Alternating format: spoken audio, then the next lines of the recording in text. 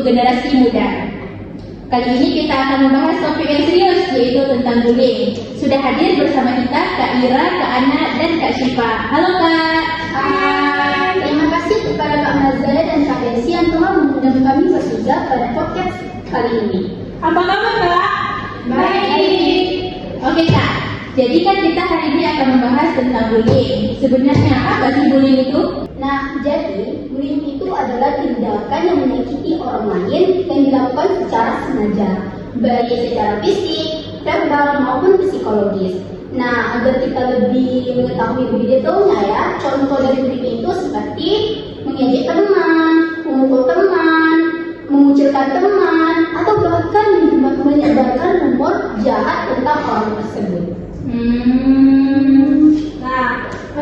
Kak, apa sih dampak bagi korban si bullying ini? Dampaknya bisa sangat besar. Korban bisa merasa takut, sedih, serta tidak percaya diri. Bahkan bisa depresi. Dalam jangka panjang, korban bisa mengalami trauma dan sulit bersosialisasi. Ya. Terus Kak, mengapa seseorang bisa menjadi pelaku bullying? Terutamanya pasti ya banyak faktor ya kan. Bisa jadi karena mereka pernah mengalami korban dan ingin menunjukkan kepaksaan atau tidak punya empati.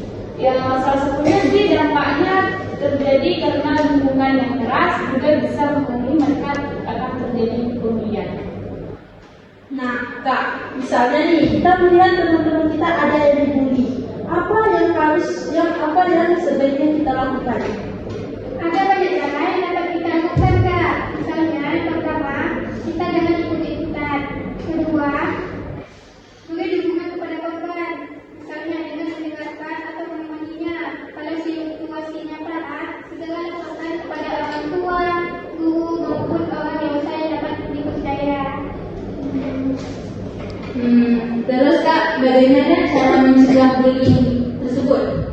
Nah, cara mencegah bullying itu sebenarnya dimulai dari diri kita sendiri dulu.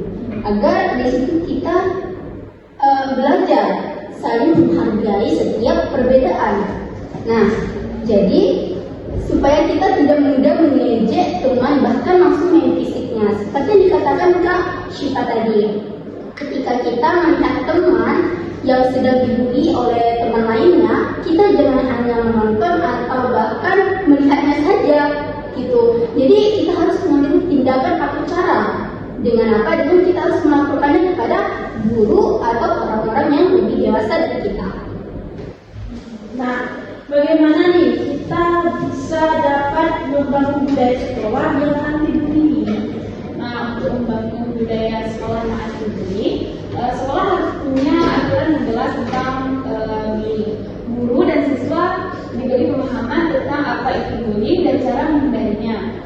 Sekolah juga harus menciptakan lingkungan yang aman, terbuka, dan saling menghargai. Guru jadi contoh yang baik, siswa diajak bekerja sama, dan tempat laporan yang aman agar membangun budaya sekolah yang anti bullying. Orang tua juga diajak terlibat karena dengan begitu semua anak sekolah merasa nyaman dan dihargai. Oke, yang terakhir Kak, apa akar penyebab bullying tersebut? Jadi, akar penyebab bullying ada beberapa faktor, Kak. Misalkan dari lingkungan keluarga, kurangnya perhatian dan kasih sayang dari orang tua, dan dari lingkungan sekolah nih, kurangnya pengawasan dari guru. Di tempat-tempat yang sering terjadi bullying, seperti di luar sekolah, di gudang, di toilet, maupun di tempat-tempat sepi lainnya. Dan yang pelaku bullying sering melihat atau menonton kekerasan di TV, game, atau media sosial yang bisa menipu adegan kekerasan tersebut. Oke Kak, dan tadi kan kita sudah membahas tentang bullying. Pesan, apa sih pesan dari kakak-kakak ini untuk teman-teman kita di luar sana yang sedang mengalami bullying? Nah, jadi pesan-pesan dari kami semua yaitu ingat, kamu tidak sendirian. Jangan takut untuk bicara kepada orang tua, guru, dan konselor. Jangan percaya kalau kamu berani melakukan begitu. Kamu berharga dan kamu berhak untuk merasa aman. Oke Kak, yang terakhir, bagaimana cara kita bersama-sama mencegah bullying tersebut? Dengan menciptakan lingkungan yang saling menghargai, belajar empati, dan jangan takut kalau melihat ketidakadilan. Sekecil apapun tindakanmu bisa membuat perubahan besar. Terima kasih banyak buat kakak-kakak yang telah hadir di podcast kami kali ini. Semoga obrolan kali ini bisa membuka mata kita semua tentang pentingnya melawan bullying. Sampai jumpa di episode selanjutnya.